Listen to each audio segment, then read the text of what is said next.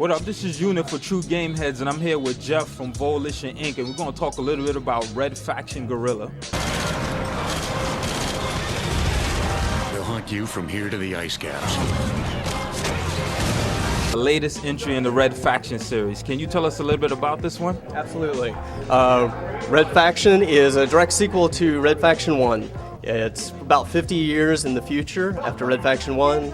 Earth Defense Force, which came in at the end of Red Faction 1, and they were your protectors, are now your oppressors. And what they're doing is they're taking over the planet.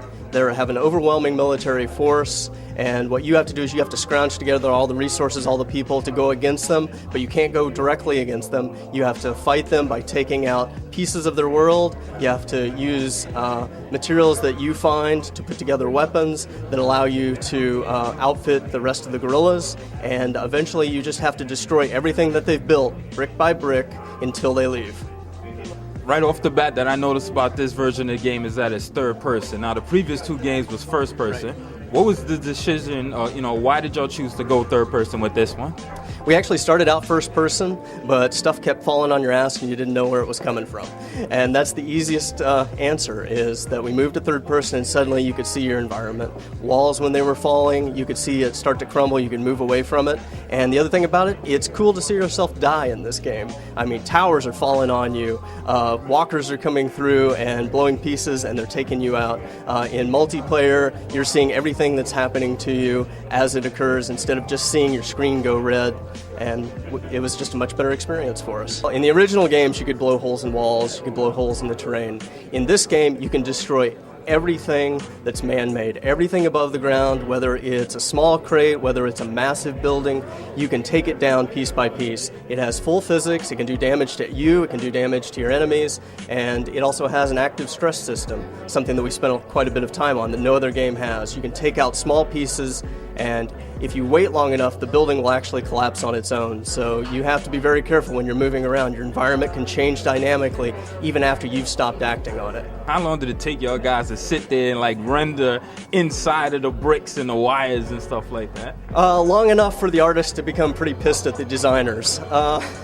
They had to actually learn to be structural engineers. We actually even hired some architects from the outside so they could teach you about it, because initially when they built them, you have to construct every piece of it. You have to construct the inside, you have to construct the outside, unlike other games where it's just a box with a texture on it. So each building can take, initially an artist, it took them 2 to 3 weeks to build, to play with, to get working right. Eventually though, they got exceptionally good at it.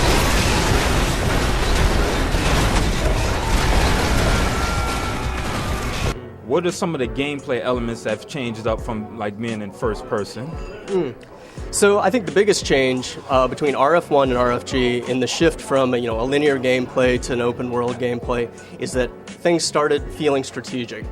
Instead of just blowing a hole through a wall, not knowing what's on the other side, now you can take a 360-degree view. You can decide if you're going to come in through the ceiling using the sledgehammer. You can decide if you're going to put remote charges on all the tanks outside, set them off while you're coming in the front door.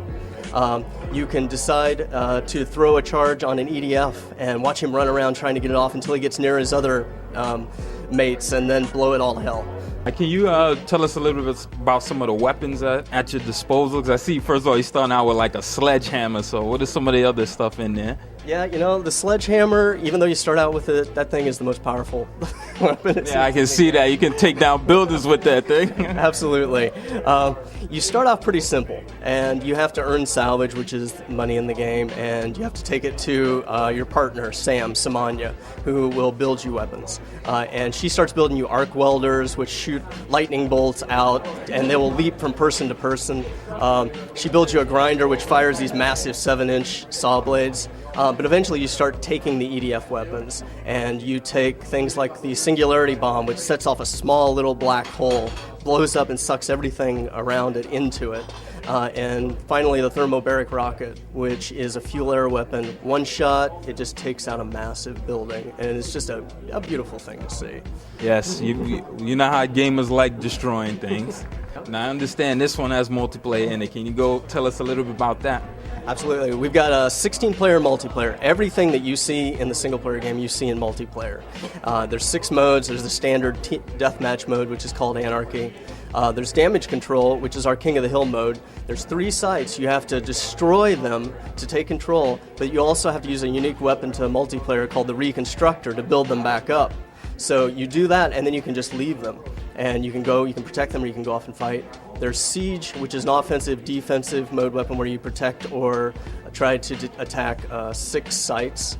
And then there's Demolition, where one person is the destroyer, and they can score points and you protect them. But I think the biggest difference between all those FPSs that you were talking about and us is that the entire map changes throughout the course of the game.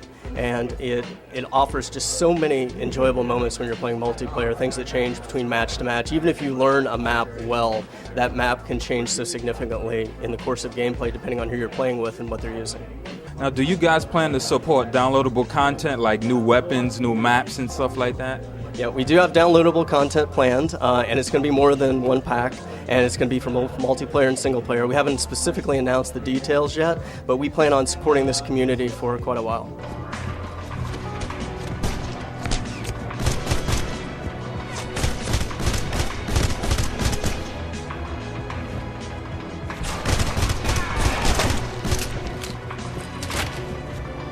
I'm a big fan of replayability as a single-player game. I know this is the multiplayer, but as far as the single-player, would there be any type of replayability for that?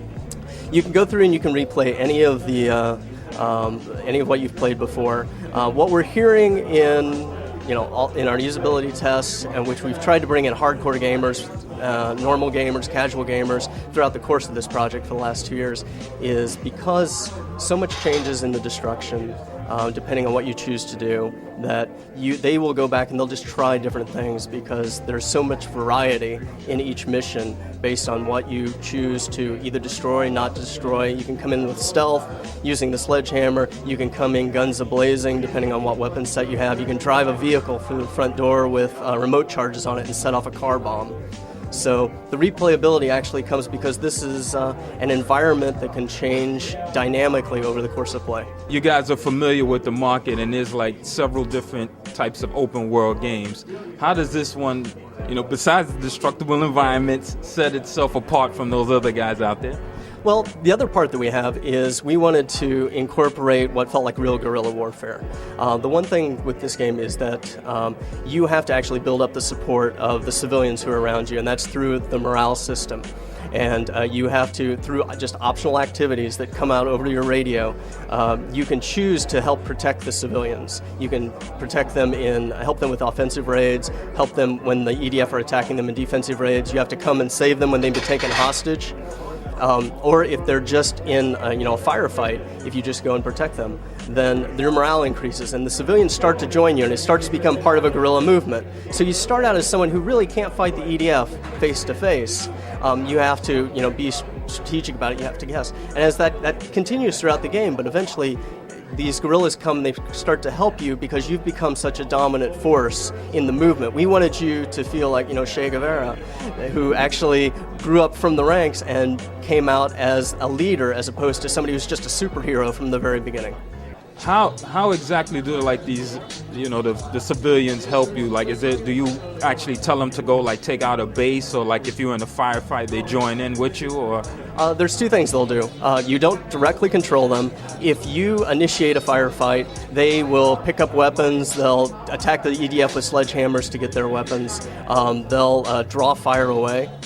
But what will also happen is as the morale gets higher, they'll start to initiate actions on their own, which you'll just come upon a raid that they've initiated. And you can let it play out, and no matter what happens, you won't get increased morale, but they'll still help you take down some of the EDF control, or you can join in and become part of the faction.